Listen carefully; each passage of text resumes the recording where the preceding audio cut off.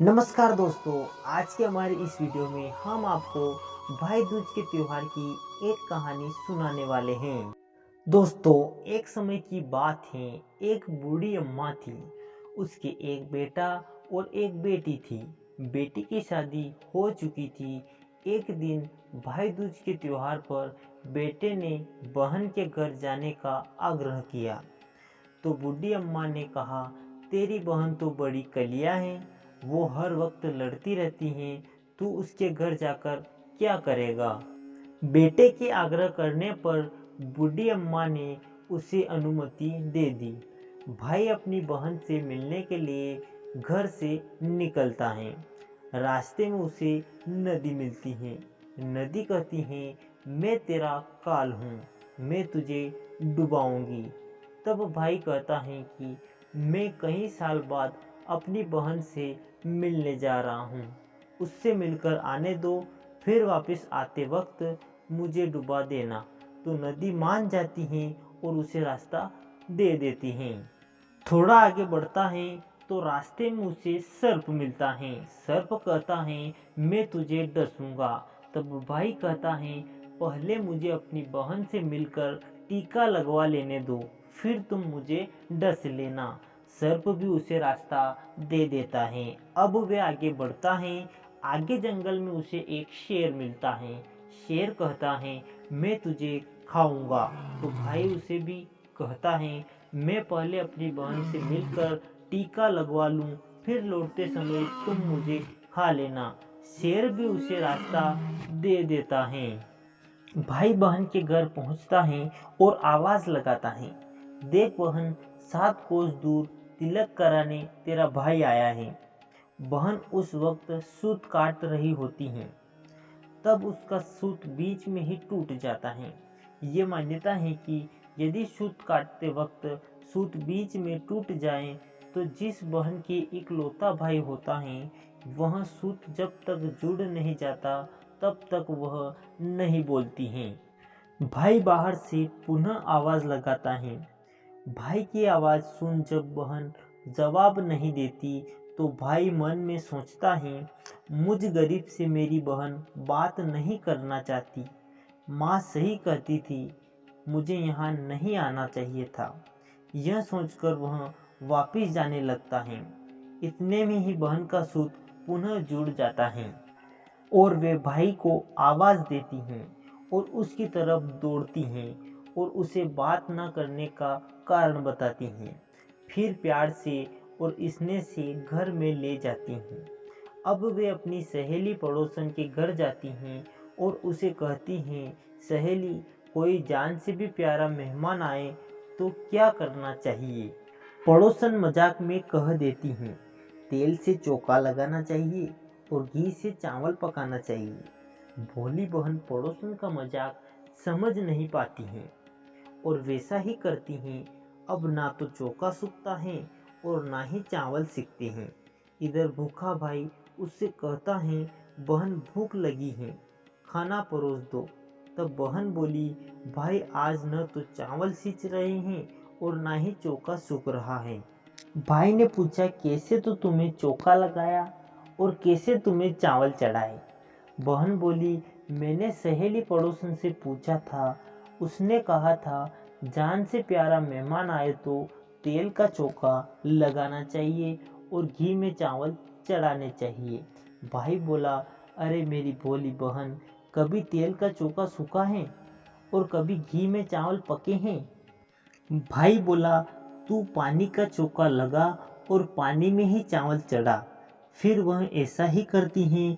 जब चोखा सूख जाता है और चावल पक जाते हैं तब उसमें घी और शक्कर डालकर भाई को भोजन कराती हैं और फिर उसके तिलक करती हैं।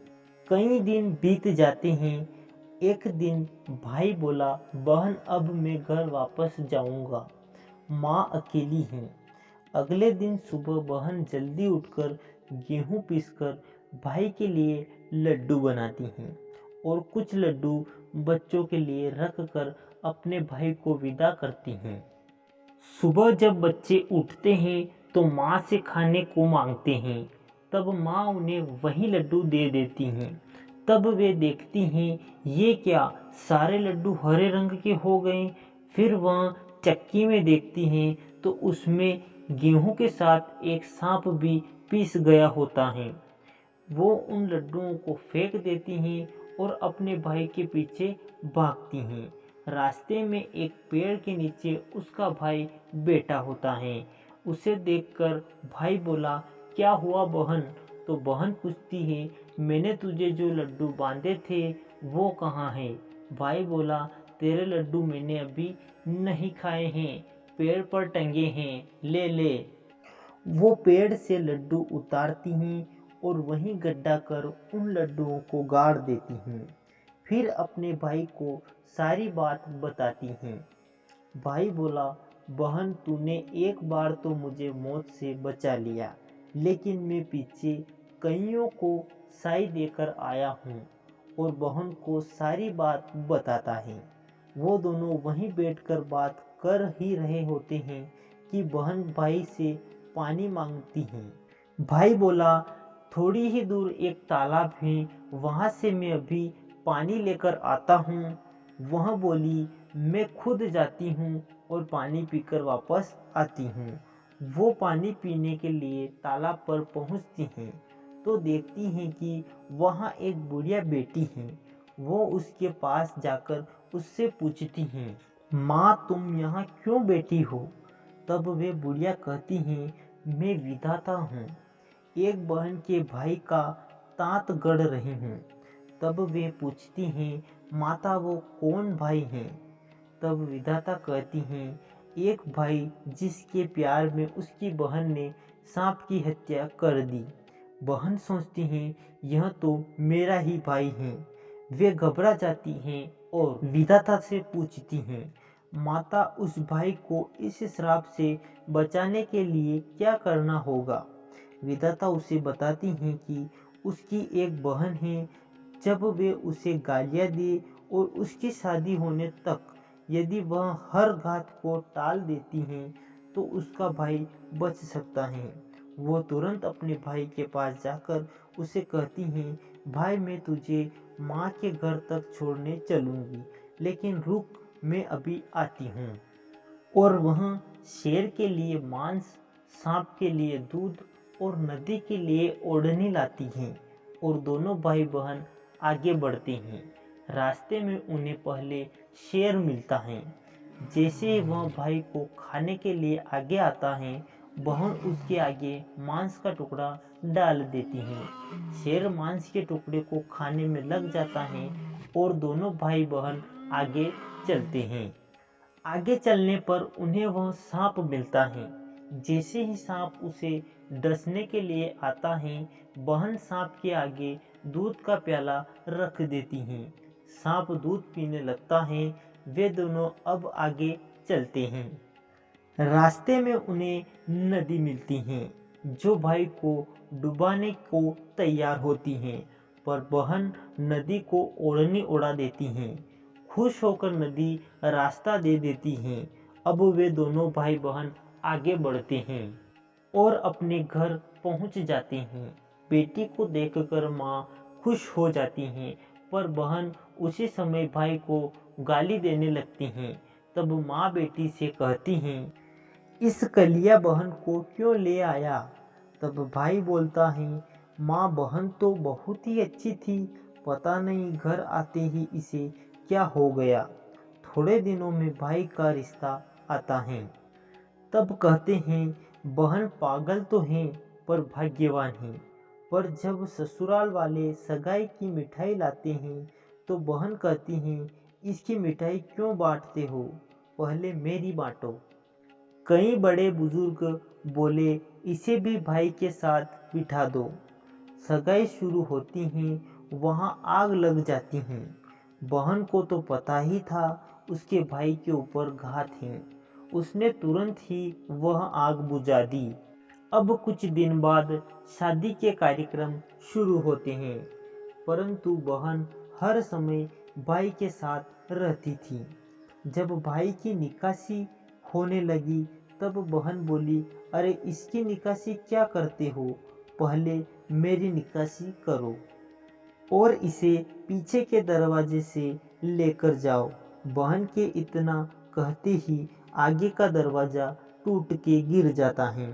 सब कहते हैं भले ही बहन कलियां हैं पर बराबर भाई की जान बचा रहे हैं। जब भाई फेरों में बैठता है फिर बहन कहती है इसकी जगह मैं फेरों में बैठूंगी। शादी के बाद जब दूल्हा दुल्हन की रात जागती है तो बहन कहती है इसकी नहीं, पहले मेरी रात जगाओ।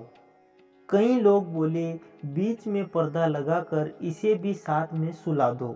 रात में जब भाई भाभी सो जाते हैं तब वहाँ एक सांप आता है। बहन तो तैयारी में ही बैठी थी, वे उसे पकड़कर टोकरे में रखकर सो जाती हैं।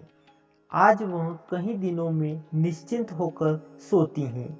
इधर उसकी माँ सोचती हैं बेटी के उठने से पहले ही मैं मेहमानों को विदा कर देती हूँ, वरना फिर शोर मचाएगी। जब बेटी उठकर देखती हैं घर में कोई नहीं दिखता है। माँ से पूछती हैं माँ सब मेहमान कहाँ चले गए हैं। तब माँ कहती हैं बेटा सब मेहमानों को विदा कर दिया है। तब बेटी कहती है माँ सब मेहमानों को वापस बुलाओ तभी मैं विदा होऊंगी। उसके कहने के अनुसार ही माँ सभी मेहमानों को वापस बुलाती हैं। तब वे माँ से कहती हैं माँ आज के दिन के लिए ही मैंने पालने में पूत और चूल्हे पर दूध छोड़ा था और पागल हो गई थी। मेरे इस भाई पर 7 घात थी, वो टालने के लिए मैं ऐसा कर रही थी। उसकी यह बात सुनकर माँ और भाई बहुत खुश हो जाते हैं और सबसे पहले अपनी बेटी को विदा करते हैं और उसके बाद सभी मेहमानों को विदा करते हैं। इस दिन के बाद से ही हर बहन अपने भाई की लंबी उम्र की कामना से भाई दूज का त्योहार मनाने लगी। इस दिन सभी बहनें अपने भाई की लंबी उम्र के लिए इस व्रत को करती हैं और अपने भाई को टीका करती हैं और यह कथा सुनती हैं। तो दोस्तों कैसी लगी आज की हमारी भाई दूज की कहानी, हमें कमेंट करके ज़रूर बताइए और साथ ही हमारे चैनल को सब्सक्राइब करना ना भूलें। धन्यवाद।